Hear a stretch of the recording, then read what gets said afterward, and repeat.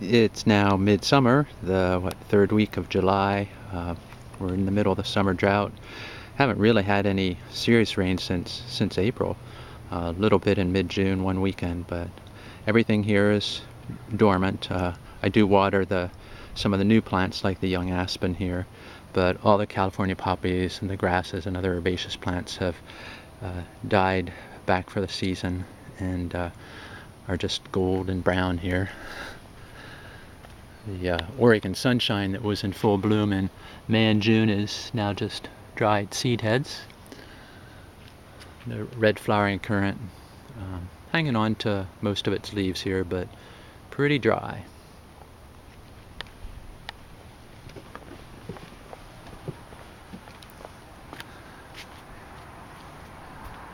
I've put a shading device or shade cloth here over the entry arbor here just to keep the bench a little more pleasant place to sit for visitors here, as well as having the little bamboo blind in back of it.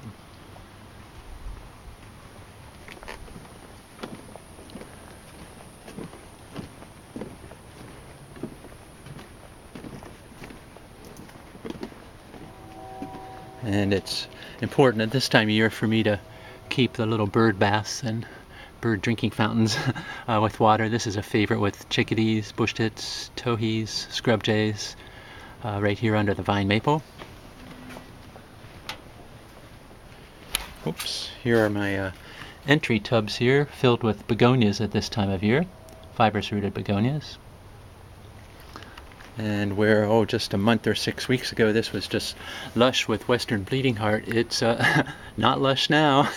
Even the ferns are looking a little, so, but they'll be okay.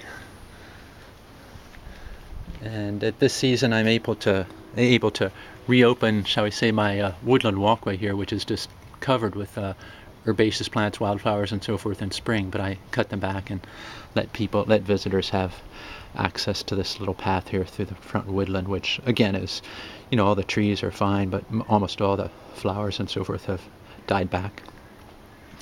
Just using local nature as my instruction manual. This is how nature works here in the Upper Willamette Valley of Western Oregon, with our wet winters and dry summers. There have been deer back in the neighborhood here, and so I've put my gates up and other fortifications here to protect my food garden, which we're entering now. This is zucchini in the foreground, and my potato towers over here, potatoes growing in tubs that are all almost ready to harvest now.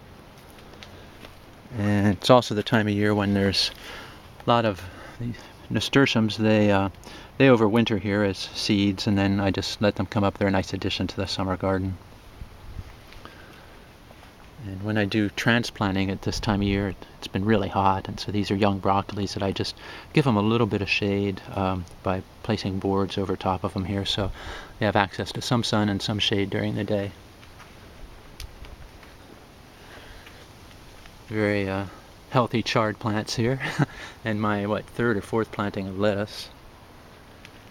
And just a general view here of the south side of the house with tomatoes left and center, and then cucumbers on the right here that shade the south windows for the rest of the summer here. As the sun gets lower and lower in the sky, it won't be able to get in my windows and heat up the house because they'll be shaded by these food plants.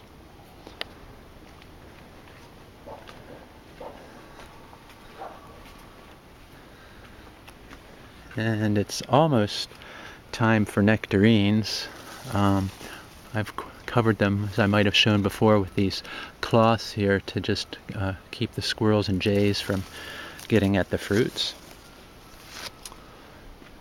And this is my third planting of bush beans, both green and yellow.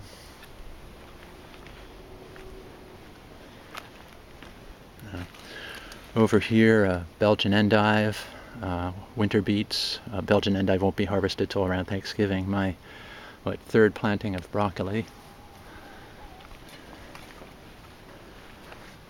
A late tub of potatoes here, and I still have one more to plant. And we always say hi to the girls. Good morning, girls. Floppy, Feisty, Flighty. Oh, somebody's in the nest box. Let's go visit. Try not to disturb her. There she is. Good morning. More fresh eggs. Oh boy. Thanks, girls. And another view of, these are 2 more tomatoes. I have a total of 6 plants, which is more than enough for this household. Then this is what my 3rd planting of onions that I eat. Some of them as green onions, and others I just wait to die back and keep for next fall and winter.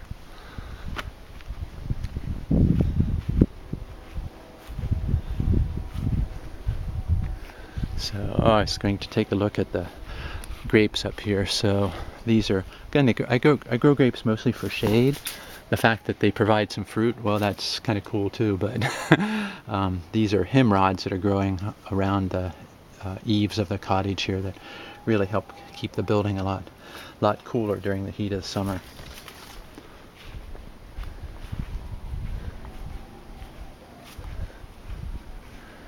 So that's the story here. Again, 3rd week of July, 2018, at 2755 Potter Street here in Eugene, Oregon. See you next month.